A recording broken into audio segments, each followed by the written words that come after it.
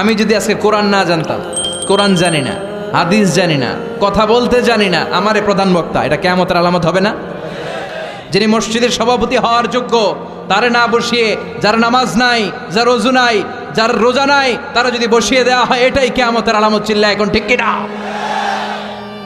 সভাপতি হওয়ার যোগ্যতা নেই সভাপতি, সেক্রেটারি হওয়ার যোগ্যতা নেই। মসজিদের সভাপতি সেক্রেটারি তো সে হবে যার সাথে মসজিদের আলাকাত বেশি, যে মসজিদরে ভালোবাসে, যে সিজনাল নামাজি না, 5 ওয়াক্ত নামাজ আসার চেষ্টা করে, যে মুয়াজ্জিন না থাকলে নিজে ঝাড়ু দিয়ে মসজিদ পরিষ্কার করে দেয়।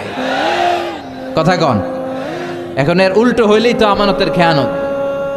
যে শিক্ষক হওয়ার যোগ্যতা রাখে না, এরা যদি প্রাইমারি স্কুলের প্রিন্সিপাল বানায় দেন, দেশের অবস্থা কি হবে? যে মন্ত্রী হওয়ার যোগ্যতা রাখে না, এরা যদি মন্ত্রী বানিয়ে দেন, যে এমপি হওয়ার যোগ্যতা রাখে না, এরা যদি এমপি বানায় দেন, যে নেতা হওয়ার যোগ্যতা রাখে না, এরা যদি নেতা বানায় দেন, যে ইমাম হওয়ার যোগ্যতা রাখে না, ওরা যদি ইমাম বানায় দেন, এটা কিয়ামতের আলামত। কথা কন?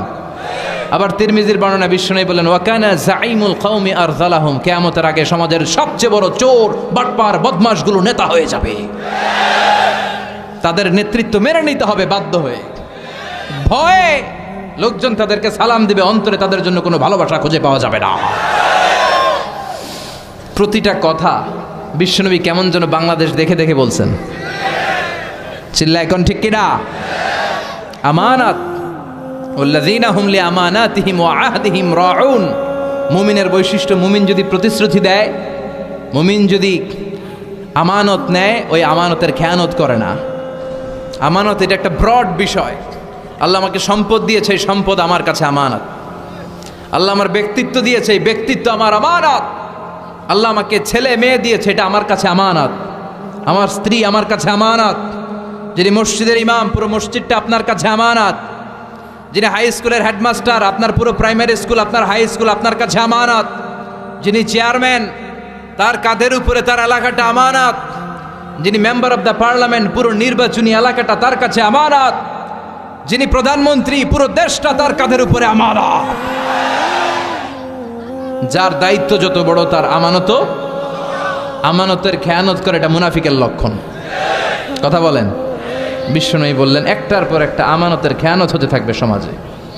আমরা জাহান্নামের দ্বার গোড়ায় চলে এসেছি, কিয়ামতের দ্বার প্রান্তে চলে এসেছি। একটার পর একটা আমানতের খেয়ানত আছে না নাই? এজন্য আমাদের যার কাঁধে যে আমানত আছে, ওই আমানত আমরা রক্ষা করতে হবে। চিল্লা এখন ঠিক কিনা? আমানতের খেয়ানত মুমিন কখনো হতে দিতে পারে। তার মানে আমানতের এই খেয়ানত সমাজে আছে না নাই? সব জায়গায় আমানতের খেয়ানত। আল্লাহ আমরা যেন আমিন হতে পারি। বিশ্বনবী ছিলেন as-সাদিক আল-আমিন, সত্যবাদী, আমানতদার। বিশ্বনবীর এই দুইটা যদি কারো হৃদয়ে থাকে, তার নেতৃত্ব ছিনিয়ে নেওয়ার মতো দুঃসাহস কারো হতে পারে না। সত্যবাদী যদি হন, আর ট্রাস্ট অর্থিনেস যদি থাকে, আমানতদারিতা, লিডারশিপ আপনার হাতে ধরা দিবে। চিল্লা এখন ঠিক কিনা?